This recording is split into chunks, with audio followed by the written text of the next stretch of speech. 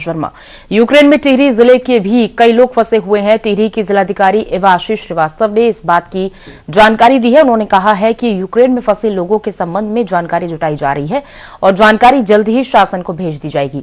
उधर यूक्रेन में फंसे लोगों के परिजनों ने जल्द से जल्द अपने परिवार के सदस्यों की घर वापसी की गुहार राज्य सरकार से लगाई है। टिहरी जिले के कई छात्र यूक्रेन में एमबीबीएस की पढ़ाई कर रहे हैं।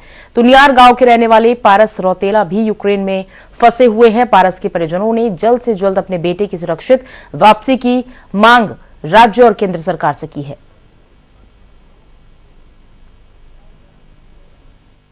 यूक्रेन में टिहरी जिले के कुछ लोग फंसे हुए हैं। हमारे पास कंट्रोल रूम में भी सूचना प्राप्त हो रही है। हम लोग उनको वेरीफाई करके शासन को आज ही उपलब्ध करा देंगे। कितने लोग होंगे लगभग? 4-5 लोगों की ऐसी सूचना आई है, बट हम लोग इसको वेरीफाई करवा रहे हैं।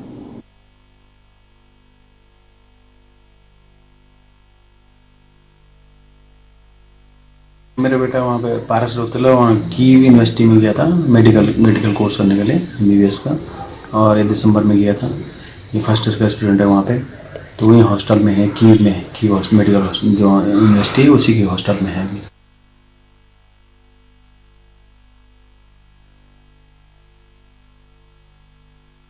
मेरे बेटे का नाम पारस रौतेला है। वो इस समय कीव मेडिकल यूनिवर्सिटी के एमबीबीएस फर्स्ट ईयर का स्टूडेंट है। और ये यूक्रेन और रूस की जंग में अब बच्चे सारे हमारे वहाँ फंस गए हैं। तो हम भारत सरकार से ये निवेदन करना चाहते हैं कि जल्द से जल्द हमारे बच्चों को और सभी बच्चों को, भारत के फंसे हुए सभी बच्चों को सकुशल वापस लाने की कृपा करेंगे। यूक्रेन में टिहरी जिले के कई लोग फंसे हुए हैं और टिहरी की जिलाधिकारी एवाशीष श्रीवास्तव ने इस बात की जानकारी दी है। उन्होंने ये कहा है कि यूक्रेन में फंसे लोगों के संबंध में जानकारी जुटाई जा रही है और जानकारी जल्द ही शासन को भेज दी जाएगी। उधर यूक्रेन में फंसे लोगों के परिजनों ने जल्द से जल्द अपने परिवार के सदस्यों की घर वापसी की मांग सरकार से की है। ज्यादा जानकारी के लिए संवाददाता अरविंद नौटियाल हमारे साथ जुड़े हुए हैं। अरविंद, टिहरी के कई ऐसे परिजन हैं जो कि अपने बच्चों के लिए चिंतित हैं क्योंकि उनके बच्चे यूक्रेन में फंसे हुए हैं।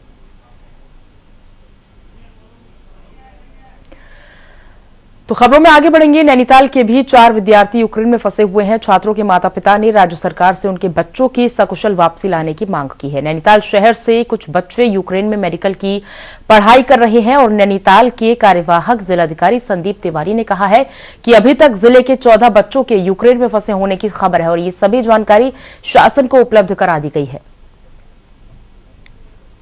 एक सरकार पत्र हमें प्राप्त हुआ था जिसमें सर ने स्पष्ट निर्देश दिए थे कि जो नैनीताल के बच्चे वहां फंसे हैं उनका विवरण उपलब्ध करा दें। तो एसएसपी साहब से बात हुई थी मेरी इस संदर्भ में, और अभी तक उन्होंने 14 बच्चों के पता उनके पास आ गए हैं। हमारा जो हेल्पलाइन नंबर है 112 उसमें फोन आया है लोगों का, और वो 14 नाम जो है हमने सचिवालय में भेज दिए हैं, और जैसे ही हमें और नाम मिलेंगे हम वो नाम भी भेजते जाएंगे, क्योंकि यह प्रक्रिया एक अंतर्राष्ट्रीय स्तर का मुद्दा है, तो इसकी जो डीलिंग होगी वो उच्च स्तर पर ही होगी। रशियन आर्मी बढ़ ही आगे तो बहुत चिंता है। रात भर हम सो नहीं पाए हैं, खाना ढंग से नहीं खा पाए हैं, बार बार उनको फ़ोन कर रहे हैं। जब तक इंटरनेट सेवा है तब तक तो उसको कॉल कर रहे हैं, तो थोड़ा जान में जान आ रही है।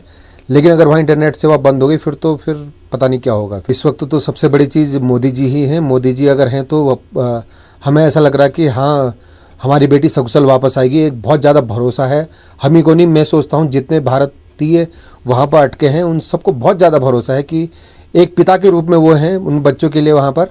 और मुझे लग रहा है कि वो ज़रूर इस विषय में बहुत तगड़ा काम करेंगे और एक एक बच्चे को वहाँ से अपने घर जरूर भेजेंगे, और हमें उनसे बहुत आशा है।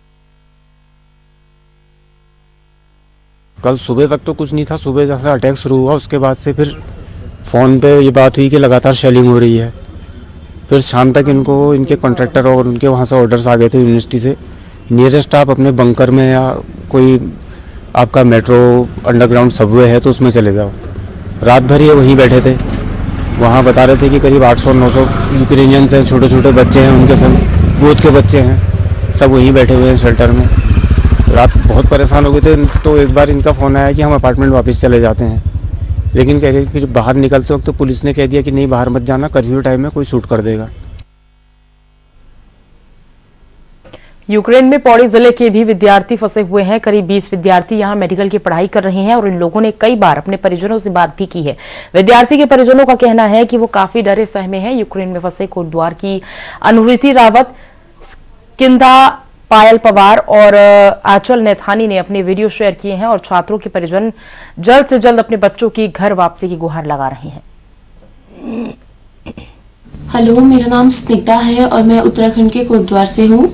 हम सब यहाँ यूक्रेन के कीव में बहुत सारे हम बच्चे हैं जो हम यहाँ फंसे हुए हैं और यूक्रेन की जो कीव की जो हालत है वो ख़राब होती जा रही है। हमें धमाकों की भी आवाज़ें आती हैं काफ़ी और हम सब यहाँ बहुत ज़्यादा डरे हुए हैं।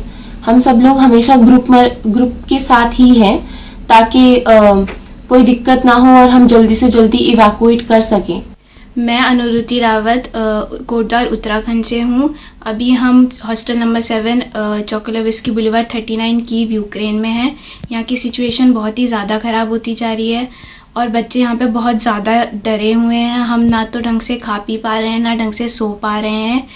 हम चाहते हैं कि हमें जल्दी से जल्दी इवैक्यूएट किया जाए। यहाँ सब बच्चे साथ में ही बैठे हैं जिससे कि और रेडी बैठे हैं जिससे कि जैसे ही हमें कुछ भी इवैक्यूएशन का मैसेज मिलता है हम जल्दी से जल्दी तैयार होकर यहाँ से निकले। एवरीवन, मेरा नाम है आंचल नैथानी। मैं 4th ईयर मेडिकल स्टूडेंट हूँ। मैं विनिट्सा सिटी में पढ़ती हूँ यूक्रेन के अंदर और मैं उत्तराखंड से बिलोंग करती हूँ। जैसे कि आप सबको पता है मोर देन 20,000 जो स्टूडेंट्स हैं यूक्रेन के अंदर फंसे हुए हैं इस वक्त। मेरा अपनी इंडियन गवर्नमेंट से रिक्वेस्ट है कि वो जल्दी से जल्दी एक्शंस ले और हम लोग को यहाँ से बाहर निकाले। मेरा नाम पायल पवार है। मैं कोटद्वार उत्तराखंड से बिलोंग करती हूँ। इस समय मैं यूक्रेन के शहर इवानो-फ्रैंकिव्स्क में हूँ। यहाँ पे इमरजेंसी सिचुएशन लागू हो चुकी है।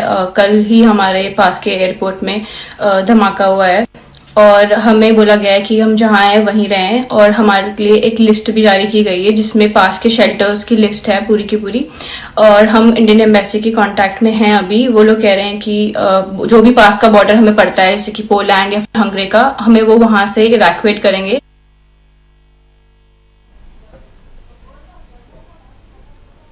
यूक्रेन में उत्तराखंड के विभिन्न क्षेत्रों के लोग भी फंसे हुए हैं। लोगों के परिजनों ने राज्य सरकार से अपने लोगों को सुरक्षित घर वापसी की मांग की है। यूक्रेन में बिगड़ते हालात के चलते लोग परेशान हैं और सभी लोगों ने अपने लोगों की सकुशल वापसी की गुहार राज्य सरकार से लगाई है। उधम सिंह नगर जिले के भी कई लोग यूक्रेन में फंसे हुए हैं। रुद्रपुर में कुछ बच्चे भी यूक्रेन में फंसे हैं। उनके परिजन लोग काफी चिंतित दिखाई दे रहे हैं।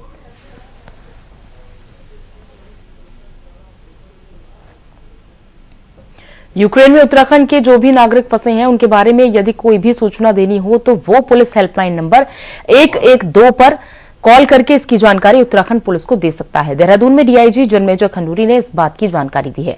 उन्होंने कहा है कि सूचना के बाद ही फंसे हुए लोगों की लिस्ट बनाई जाएगी और उसे राज्य सरकार के जरिए केंद्र सरकार को भेजा जाएगा ताकि सभी लोगों की सकुशल वापसी हो सके। का जो लोकल हमारा नंबर है तो वहां पर कोई भी कॉल करके इंफॉर्मेशन दे सकता है। अगर किसी का भी कोई रिलेटिव या कोई दोस्त या कोई सगा संबंधी अगर यूक्रेन में रहता है तो उसकी इंफॉर्मेशन हमको आप 112 के माध्यम से दे दें ताकि हम उनका पूरा एक डायरेक्टरी बनाएं और भारत सरकार को उसको हम भेज सकें ताकि उनको जिस भी तरीके से प्लान किया जाए तो उनको वापस बुलाने का जो भी प्रयास सरकार करे। और ज्यादा जानकारी के लिए संवाददाता श्रीनिवास पंत हमारे साथ जुड़ रहे हैं। श्रीनिवास, बहुत सारी ऐसी फैमिली हैं जिनके बच्चे यूक्रेन में फंसे हुए हैं, जिनके परिजन यूक्रेन में हैं और वो लगातार चिंतित हैं। हालांकि प्रशासन की ओर से एक हेल्पलाइन नंबर जारी कर दिया गया है 112 जिसमें हम जानकारी दे सकते हैं अगर किसी भी प्रकार की कोई दिक्कत है तो। बिल्कुल पूजा, देखिए उत्तराखंड में जिस तरीके से यूक्रेन और रूस के बीच युद्ध की खबरें निकलकर सामने आने लगी तो जो अभिभावक है जिनके बच्चे जिनके रिश्तेदार यूक्रेन में कुछ व्यवसायिक कार्य करते हैं या मेडिकल की पढ़ाई करते हैं या दूसरे कामों से वो यूक्रेन में मौजूद हैं, उनके माथे पर चिंता की लकीरें साफ दिखाई दे रही थी। उन्होंने लगातार प्रशासन से संपर्क करना शुरू किया, राज्य सरकार से गुहार लगानी शुरू करी। तमाम राजनीतिक दलों ने भी उत्तराखंड के मुख्यमंत्री पुष्कर सिंह धामी से गुहार लगाने का काम शुरू किया कि जल्द से जल्द भारतीय मूल के जितने भी लोग यूक्रेन में हैं उनको सकुशल वापसी के लिए मुख्यमंत्री बकायदा पीएमओ से, प्रधानमंत्री से बात करें, विदेश मंत्री से बात करें, एनएसए अजीत डोभाल से बात करें और उसके बाद कोई ना कोई वैकल्पिक रास्ता यूक्रेन से हिंदुस्तानियों को लाने के साथ साथ उत्तराखंड वासियों को भी लाने पर पुरजोर कोशिश की जा सके। इसी कड़ी में उत्तराखंड सरकार ने देर रात जिस प्रकार से नोडल अधिकारियों को नियुक्त किया था और उनके तत्वाधान में ही बकायदा जिलाधिकारियों को निर्देशित किया गया था कि अपने अपने जिलों की सूची बनाई दी जाए कि कितने लोग, कितने बच्चे, कितने व्यावसायिक कार्य करने वाले यूक्रेन में उत्तराखंड मूल से वहां पर हैं। ऐसी सूची लगातार बनाई जा रही है और उससे पहले डीआईजी देहरादून जनमेजय खंडूड़ी ने बकायदा हेल्पलाइन नंबर 112 पर अपील करते हुए कहा है कि उत्तराखंड के जितने भी जनमानस हैं उनके अगर कोई भी सगा संबंधी, रिश्तेदार या बच्चे यूक्रेन में मौजूद हैं वर्तमान समय में, तो वो उसकी सूचना तत्काल प्रभाव से 112 पर देंगे। एक सूची तैयार की जा रही है, राज्य सरकार के जरिए भारत सरकार को भेजी जा रही है और सूची पर ही भारत सरकार पूरा आंकड़ों को जुटाने के बाद, क्योंकि एयर स्पेस अभी यूक्रेन में भारतीय विमान को नहीं मिला है और न मिलने के चलते अभी तक वहां से सकुशल वापसी किसी की नहीं हो पाई है। और इसी कड़ी में लगातार आज उत्तराखंड के मुख्यमंत्री पुष्कर सिंह धामी ने एनएसए से भी बात की है, अजीत डोभाल से, और बात करने के साथ ही उन्होंने भी कहा है कि जो सूची आपके पास आती है, जो आंकड़े आपके पास आते हैं, उसको जल्द से जल्द विदेश मंत्रालय में दर्ज कराएं और भारत सरकार को उनको प्रेषित करें। और उसके बाद जो भारत सरकार जो लोगों को ये लाने की कवायद कर रही है या फिर पोलैंड के जरिए दूसरी व्यवस्था बना रही है वैकल्पिक तौर पर, तो वहां पर हिंदुस्तानियों को हिंदुस्तान सकुशल लाया जा सके, जिसमें उत्तराखंड मूल के भी तमाम बच्चे मौजूद हैं, वहां पर उनकी सूची बनाने का काम उत्तराखंड में बड़ी तेजी के साथ किया जा रहा है और इसीलिए 112 नंबर पर ही सूचना देने के लिए अपील भी की गई है। करीब कितने बच्चे यूक्रेन में फंसे हुए हैं, इसकी कोई जानकारी? क्योंकि लगातार जो हम ये प्रतिक्रियाएं सुन रहे हैं इन बच्चों की, ये बेहद सहमे हुए हैं, बेहद डरे हुए हैं, जल्द कोशिश कर रहे हैं कि भारत सरकार करे और इन्हें वापसी इनके घर। बिल्कुल, देखिए ये भारतीय, अगर हम आंकड़ों की बात करें तो हर राज्य के यूक्रेन में मेडिकल की पढ़ाई के लिए ज्यादातर बच्चे हैं वहां पे तौर पर हैं। अगर उत्तराखंड में बात करें, क्योंकि ये आकस्मिक एक युद्ध हुआ है और आकस्मिक ये परेशानी सामने आई है, इसीलिए पास भी ऐसा कोई आंकड़ा नहीं है, इसीलिए नोडल अधिकारी सरकार ने नियुक्त किए हैं। नोडल अधिकारियों के जरिए जिला अधिकारियों को सूचित करने के लिए कहा गया कि अपने जिलों की रिपोर्ट तैयार करें।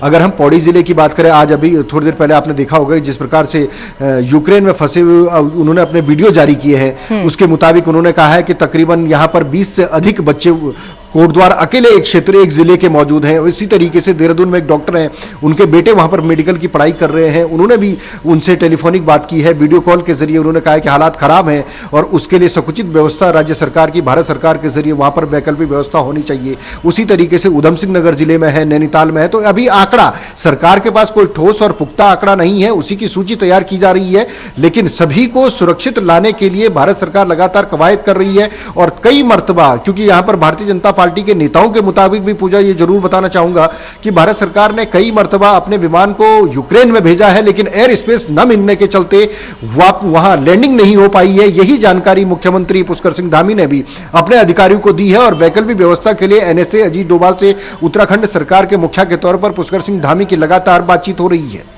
बिल्कुल, देखिए अगर बच्चे इतने ज्यादा परेशान हैं तो इनके परिजन कितने परेशान होंगे, शायद इसका अंदाजा हम और आप नहीं लगा पाएंगे, क्योंकि ये तमाम बच्चे जिनकी फैमिली से दूर है, यूक्रेन में मेडिकल की पढ़ाई के लिए वहां पर मौजूद है और जो आकस्मिक एकदम युद्ध की सिचुएशन वहां निकलकर सामने आ रही है, ये बच्चे एकदम डर गए हैं, सहम गए हैं। इनके परिजनों से क्या आपकी बातचीत हुई है? क्योंकि ज्यादातर जो बच्चों की हम प्रतिक्रिया सुन रहे हैं कोटद्वार से है, ये निश्चित रूप से इनके पेरेंट्स जो होंगे बहुत परेशान होंगे।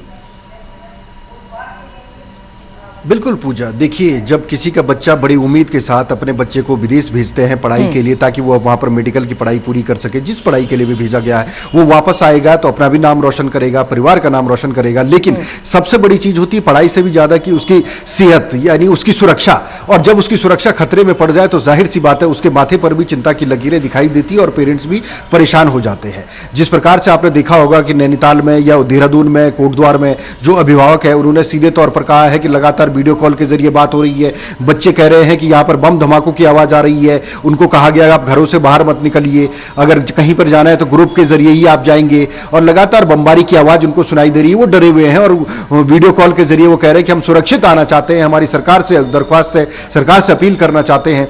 तो ये आप अंदाजा लगा सकते हैं, पढ़ाई के साथ साथ पढ़ाई तो आप उचित बेहतर भविष्य के लिए पढ़ाई की करने के लिए गए हैं, लेकिन आपकी जान की जो कीमत है वो आपको उस वक्त पता लगती है कि जब आप वहां पर सुरक्षित नहीं है, सुरक्षित महसूस नहीं है, और पेरेंट्स यहां परेशान हैं, बच्चे वहां परेशान हैं। सरकार बीच का रास्ता तत्काल प्रभाव से निकालने का प्रयास कर रही है, लेकिन एयर स्पेस क्योंकि आकस्मिक युद्ध छिड़ा है तो जाहिर सी बात है कि तमाम तकनीकी दिक्कतें भी हैं। हालांकि वैकल्पिक व्यवस्था के तौर पर दूसरे एयर स्पेस का इस्तेमाल करते हुए, दूसरे बॉर्डरों का इस्तेमाल करते हुए भारत सरकार अपने लोगों को बचाने में सुकुशल कामयाबी हासिल कर लेगी, इसकी उम्मीदें पूरी दुनिया को और देश को भी है। तो इसी कड़ी में पेरेंट्स भी इसी उम्मीद पर हैं कि प्रधानमंत्री जरूर कोई बीच का रास्ता निकाल रहे हैं। उन्होंने रूस के लगातार जिस तरीके से वो वार्ता कर रहे हैं, तो उनकी कोशिश ये है कि इस पर विराम जल्द से जल्द लग जाए ताकि भारतीयों को भी सकुशल वहां से निकाला जा सके। दूसरे बॉर्डर तलाशे जा रहे हैं, तो ये बातें जब मीडिया में निकलती है तो पेरेंट्स को भी थोड़ा सा बल मिलता है। लेकिन जिस प्रकार से धमाके, बमबारी, गोलीबारी की आवाजें आ रही हैं, बच्चे वीडियो में परेशान दिखाई दे रहे हैं, तो पेरेंट्स काफी ज्यादा परेशान है, सरकार से गुहार लगा रहे हैं। बिल्कुल ठीक है, बहुत बहुत शुक्रिया करेंगे आपका श्रीनिवास इस पूरी जानकारी को अपडेट के साथ हम तक पहुंचाने के लिए। फिलहाल यहाँ रुक रहे हैं एक छोटे से ब्रेक के लिए।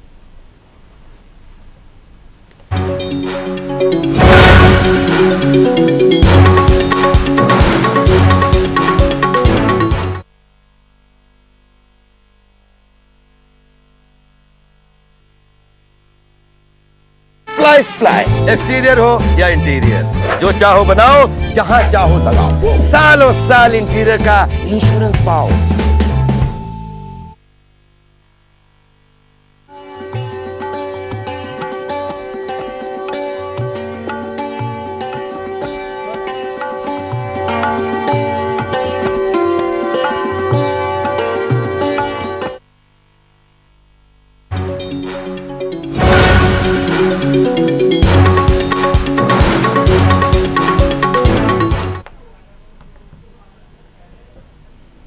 यूक्रेन में फंसे उत्तराखंड के लोगों को वापस लाने के लिए उत्तराखंड सरकार सीरियस नहीं दिख रही है। कांग्रेस नेता मथुरा दत्त जोशी ने ये बयान दिया है।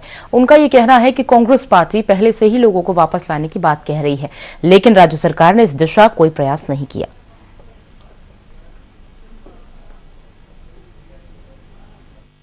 देखिए, सरकार की तरफ से इस संबंध में कोई भी प्रयास नहीं किया गया। सरकार की लापरवाही है।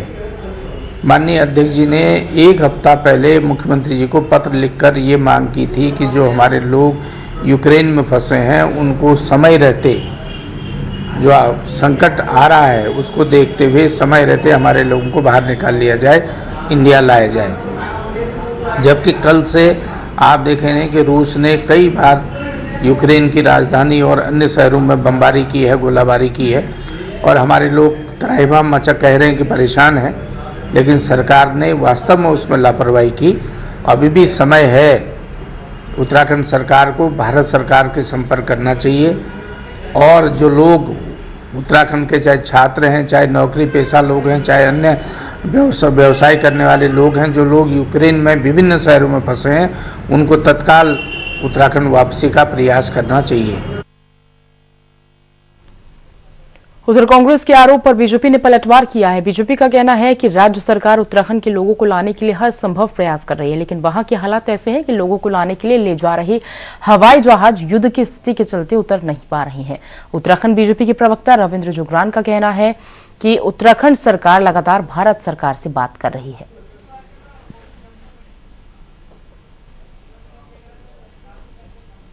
देखिए, डाटा जो होता है, अब ये ऑल ऑफ अ सडन युद्ध की स्थिति पैदा हो गई, तो हमारे पास जो एक जगह पे असेंबल्ड डाटा है वो नहीं है, तो अचानक से ये स्थिति उत्पन्न हुई। तो कल ही, परसों ही, 2 दिन पहले होम सेक्रेटरी ने सभी डिस्ट्रिक्ट मजिस्ट्रेट से, सभी जिलों से डाटा मांगने का क्या तरीका है, यही एक प्रक्रिया है कि हम डिस्ट्रिक्ट मजिस्ट्रेट से बोलेंगे कि हमको अपने जिलों में जो भी लोग यहां से यूक्रेन गए हैं उनकी सूची दीजिए। तो उत्तराखंड से संख्या मुझे लगता है बहुत ज्यादा तो नहीं है, पर अगर एक भी आदमी है, 2 भी आदमी है, तो उतना ही इंपॉर्टेंट है जितने 100 लोग होते हैं। तो गवर्नमेंट, स्टेट गवर्नमेंट तो संजीदा है, सक्रिय है। पीएमओ से लगातार मुख्यमंत्री जी बात कर रहे हैं, chief secretary, DGP, home secretary भी लगातार तारतम्य बनाए हुए हैं और ये सारे प्रयास ये किए जा रहे हैं कि यूक्रेन से उत्तराखंड मूल के जो भी विद्यार्थी हैं या किसी अन्य काम के लिए, रोजगार के लिए वहां गए हैं, उनकी वापसी हो, सकुशल वापसी हो। आगामी 10 मार्च को मतगणना होनी है और उसके लिए कांग्रेस ने मतगणना अभिकर्ताओं को अभी से ट्रेनिंग देनी शुरू कर दी है। कांग्रेस का ये कहना है कि मतगणना के दौरान किसी तरह की कोई गड़बड़ी ना हो, इसके लिए पार्टी के अभिकर्ताओं को चौकस रहना होगा। उधर कांग्रेस ईवीएम की सुरक्षा को लेकर भी अपने कार्यकर्ताओं को चौकस रहने की बात कही रही है। उधर कांग्रेस ने अपनी जीत का दावा किया है। कांग्रेस नेताओं का यह कहना है कि डबल इंजन की सरकार ने 5 साल में विकास के नाम पर लोगों को ठगा है और इसीलिए लोगों ने इस बार कांग्रेस को वोट किया है। कांग्रेस नेता पूर्ण बहुमत के साथ सरकार बनाने का दावा कर रही हैं। और मतगणना के लिए हमने अपने कार्यकर्ताओं को ट्रेन किया है। जो मतगणना एजेंट हैं उनको हम अभी ट्रेनिंग भी देंगे, एक दिन की 1-2 की ट्रेनिंग देंगे, उनको प्रशिक्षित करेंगे कि किस तरीके से मशीनें खुली जाएंगी और जो बैलेट का अकाउंट है, वोट का जितना मशीन में वोट पड़ा है, जो अकाउंट हमें बूथ से मिला है वो उससे मिलान कर रहा है कि नहीं कर रहा है, ये भी हम ट्रेनिंग देंगे। और हमारे एजेंट बहुत मुस्तैदी से वहाँ पर रहेंगे, कभी कभी दिक्कत आती है तो उस सब प्रशिक्षित मतगणना अभिकर्ताओं को हम वहाँ पर नियुक्ति देंगे। कांग्रेस की तरफ से सरकार बनाने का मंथन चल रहा है क्योंकि उत्तराखंड राज्य में उत्तराखंड के जनमानस ने कांग्रेस को जो स्नेह दिया है उससे स्पष्ट हो चुका है कि उत्तराखंड के जनमानस चाहता है कि उत्तराखंड राज्य विकास की ओर अग्रसर हो, ये झूठे जुमलेबाजी बंद हो और इसीलिए कांग्रेस जो है सरकार बनाने के लिए मंथन कर रही है और 10 तारीख के बाद आप देखेंगे कि पूर्ण बहुमत के साथ जो है राज्य में सरकार का गठन करेंगे। कांग्रेस के सवाल पर बीजेपी ने पलटवार किया है। बीजेपी का कहना है कि कांग्रेस को अपनी जमीन खिसकती दिख रही है और इसीलिए कांग्रेस अनर्गल बयानबाजियां कर रही है और ईवीएम की सुरक्षा को लेकर भी कांग्रेस फिजूल की बात कर रही है।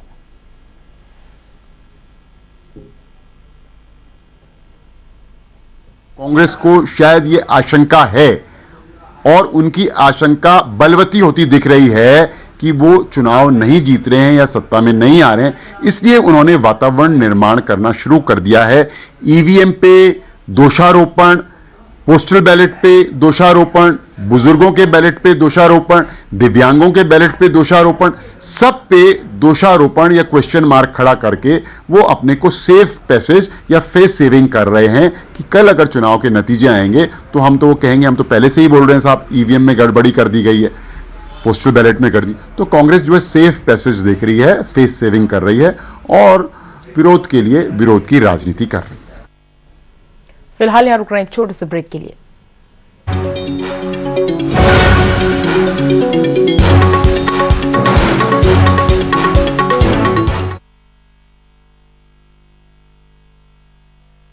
क्या शर्मा रहा है? दांत खाज खुजली है, हमें भी होती है। चर्म रोगों पर पड़े भारी सालिम लोशन है पुराना खिलाड़ी। सालिम लोशन, fastest, trusted, tested, TDO. Salim lotion.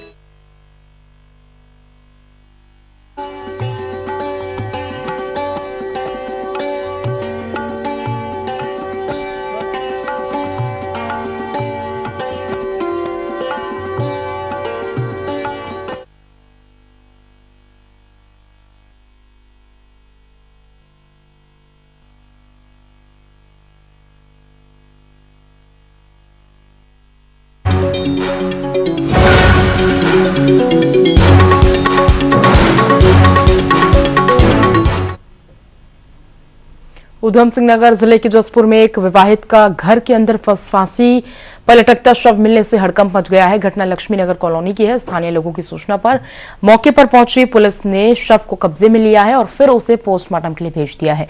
Jaspur के कोतवाल जगदीश देवपा के मुताबिक मृतक महिला के परिजनों की तहरीर पर उसके पति, जेठ और भतीजों के खिलाफ मुकदमा दर्ज कर लिया गया है। पूरे मामले की छानबीन की जा रही है।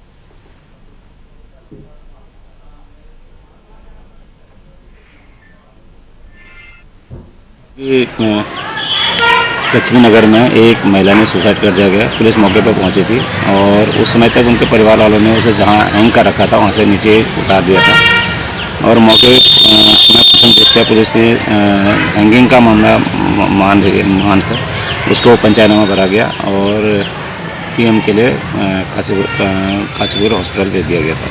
भाई ने मृतका के भाई ने एक एप्लीकेशन दी उसके मृतका के प्रति, उसके जेठ और उसके भतीजे के खिलाफ मुकदमा पंजीकृत कर दिया गया धारा 304B में, और बाकी चीज़ें जांच में स्पष्ट हो जाएंगी। फिलहाल बुलेटिन में बस इतना ही, लेकिन सहारा समय पर उत्तर प्रदेश और उत्तराखंड की खबरों के अलावा देश और दुनिया की ताजा तरीन खबरों के लिए आप लॉग ऑन कर सकते हैं हमारी वेबसाइट samaylive.com।